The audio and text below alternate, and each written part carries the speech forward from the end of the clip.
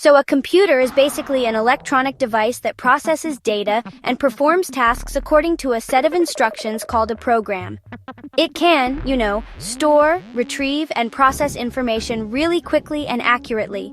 Computers are used in a wide range of fields like education, business, healthcare, and entertainment.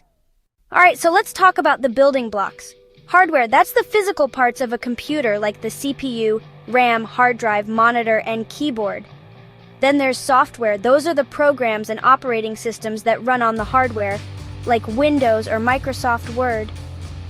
Input devices, such as keyboards and mice, let users interact with the computer.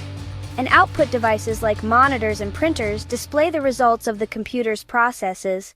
There are a few different types of computers out there. Personal computers, or PCs, are used at home or in offices.